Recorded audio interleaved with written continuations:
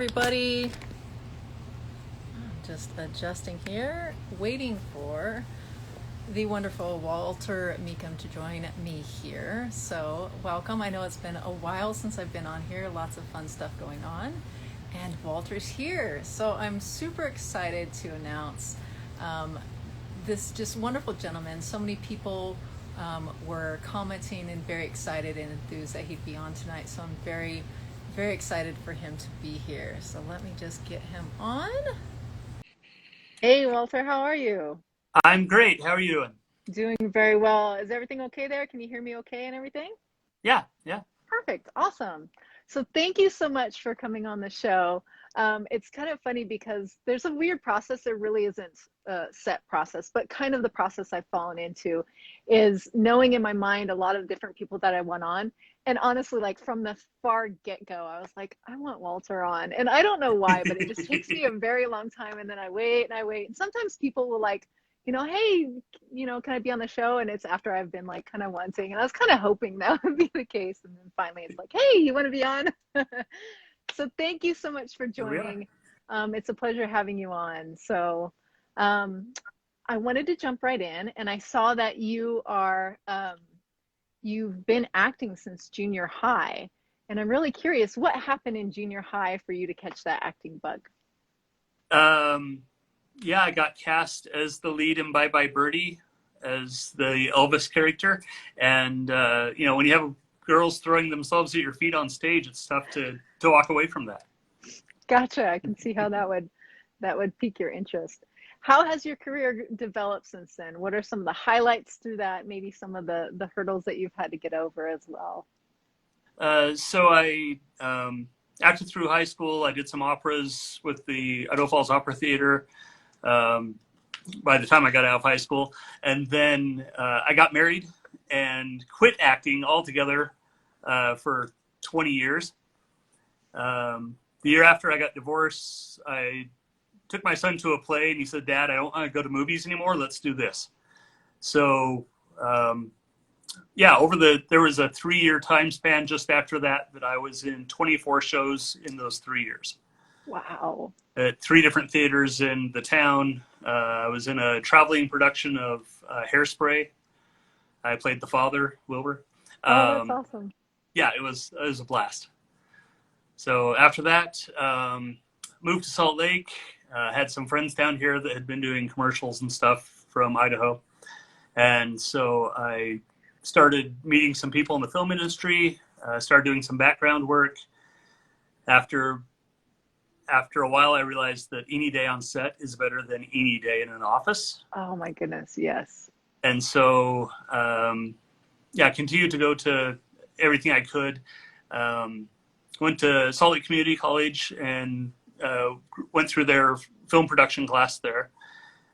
Started working on Hallmark movies my last year. Before I even graduated, I was on set working full time. And then, I prefer to act, but I have all my own gear. I've got sound, I've got lights, I've got camera, I've shot my own movies. I like to write. So I don't know if I'm great at anything, but I love to do it all, That's awesome. And I think your positive attitude really shines through. At least I was fortunate enough to be able to be on set with you one time, and I see your interaction throughout the community as well. And like I said, the people responding to you and cheering you on, you only get that with people that are really just, very genuine and a positive type personality. Now I was kind of wondering, like through the process, did you ever find well, obviously you had that 20-year gap, which I can completely relate to. I was same amount of time frame and everything.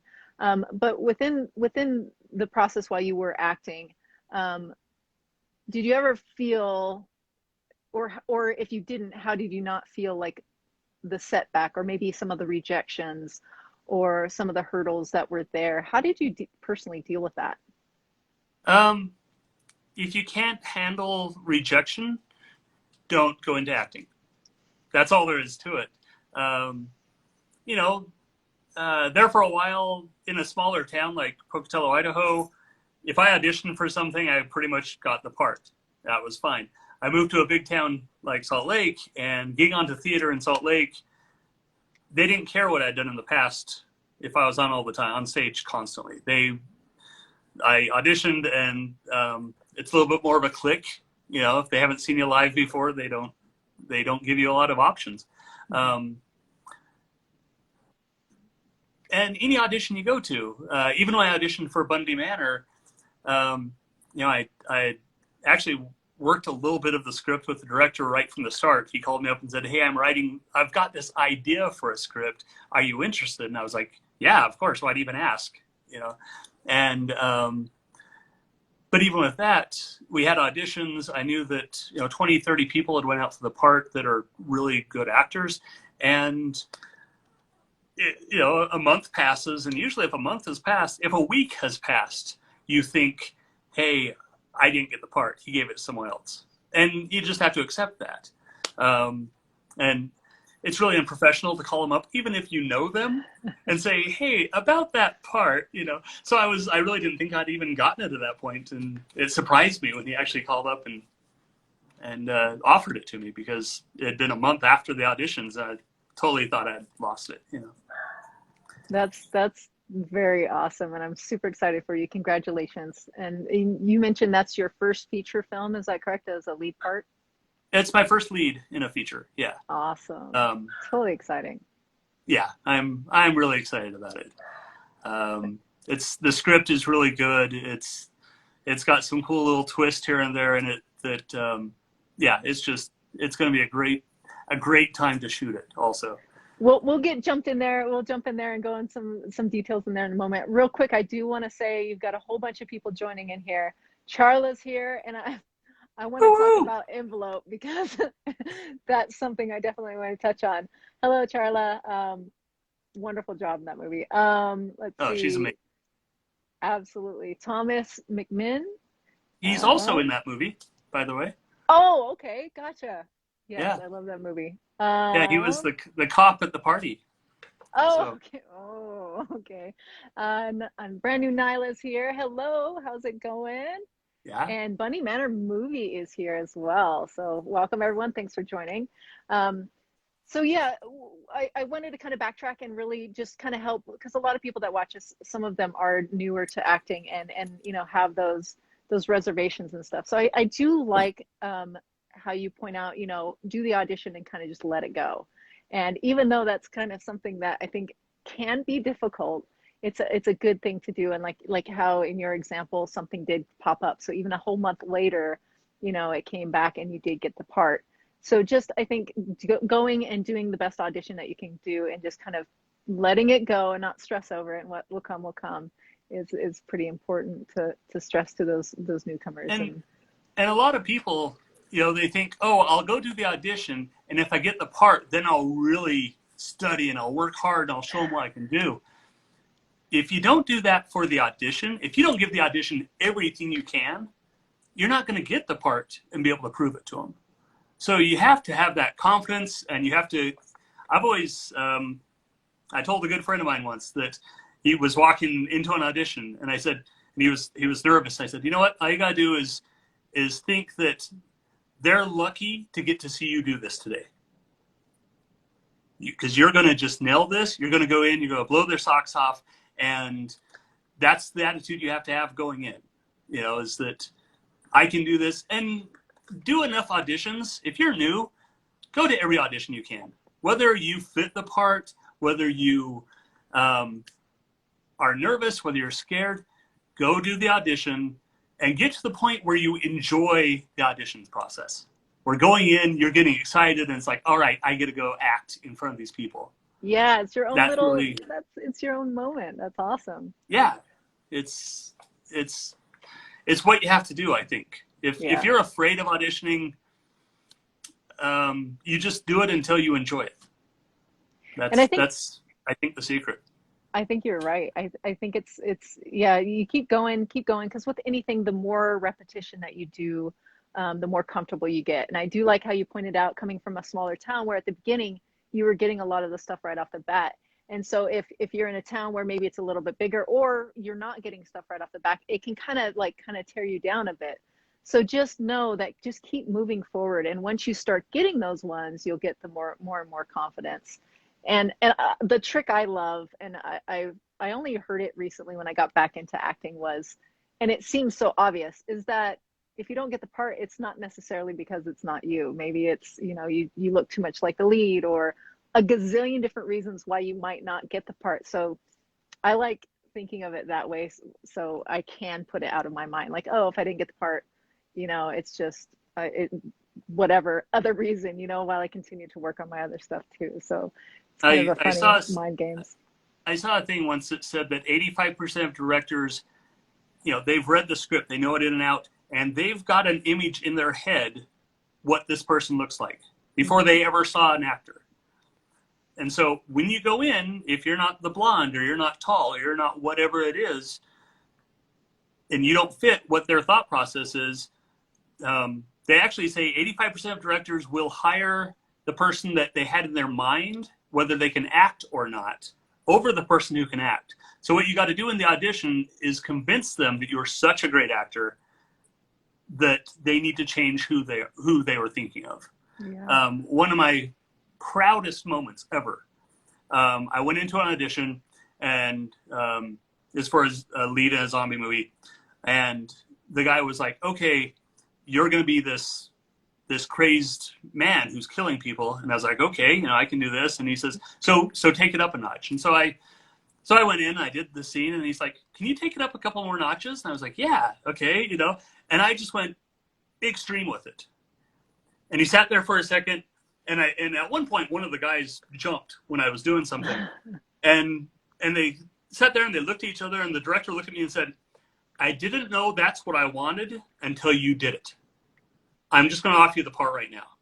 And that That's was awesome. the best, because you never have any idea. And then, something like that happens, and it's like, okay, that's when I overrode the stereotype.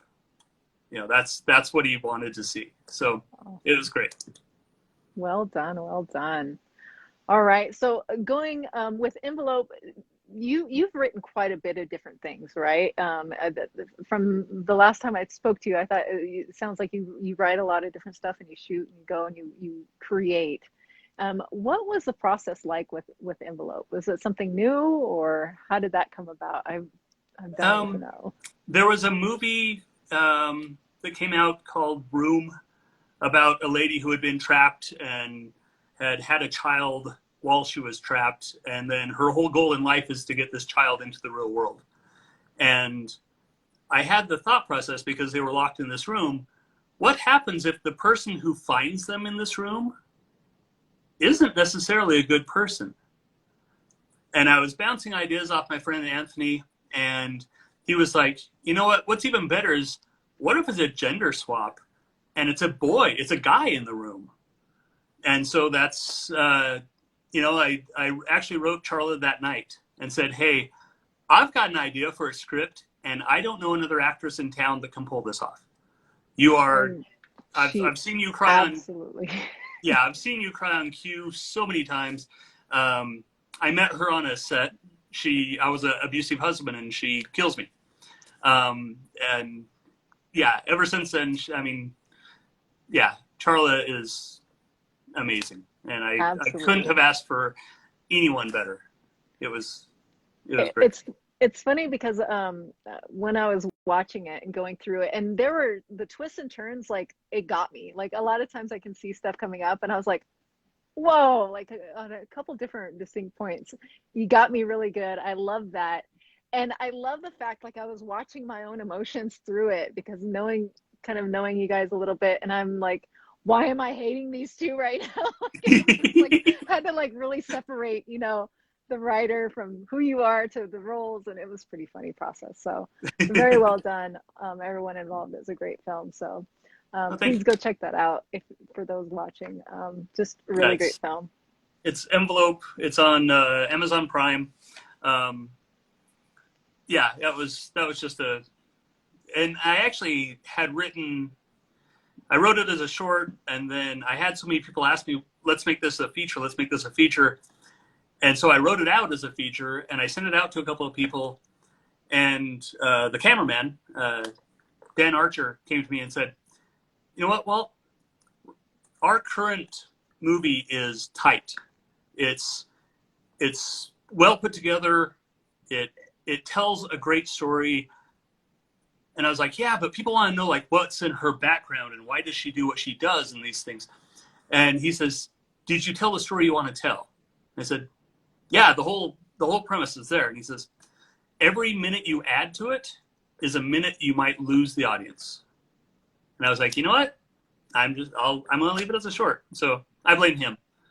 No, it worked really well. It worked really well. So well Yeah, done. And I'm glad you it's listened. tougher to get people to see it when it's a short though, because it's a long short. So Yeah, yeah, I can understand that, but yeah, it's definitely worth it. So go check it out, everyone. Absolutely. And so let's jump into what you're working on now. Can you fill it? I don't know what you can fill us in on, or um, whatever you can. so If you're not sure, then we can just not go so there. yeah, no, it's called Bundy Manor. It's a story about um, a family. They move into a small town, um, and across the street is an extreme haunted house. It's one of those ones where they have you sign a bookload of waivers, and then they basically torture you until you break. Um, and yeah, my friend, the director, Alex Watson, he wrote.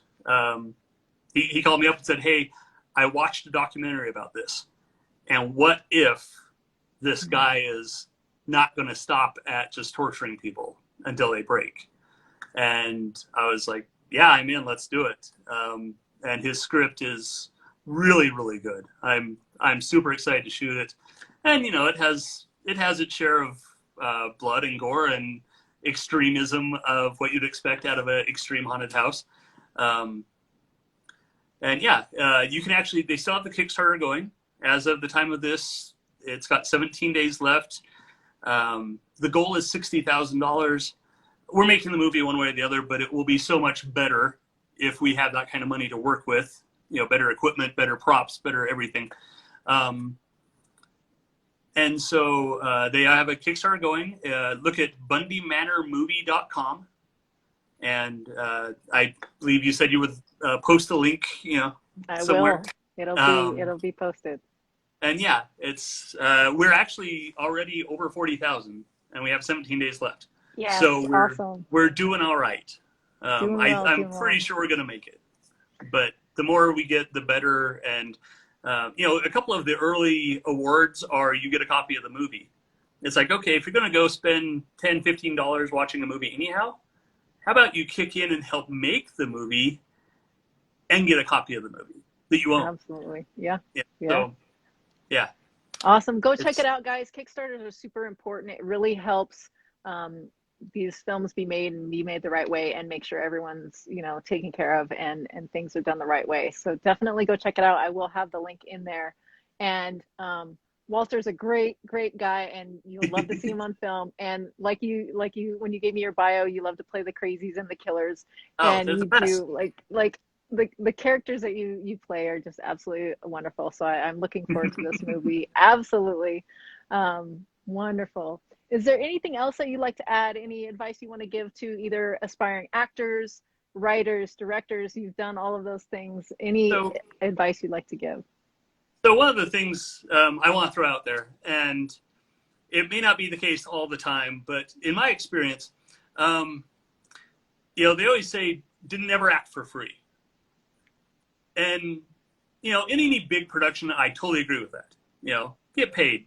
You know, make your acting worth something to the society that we live in. But on the other hand, I went to school at Salt Lake Community College. Every single semester, they would put out between commercials and shorts and just having to like remake a scene out of a movie, whatever. They would literally make, you know, 60 to 80 different products that they put out into the world.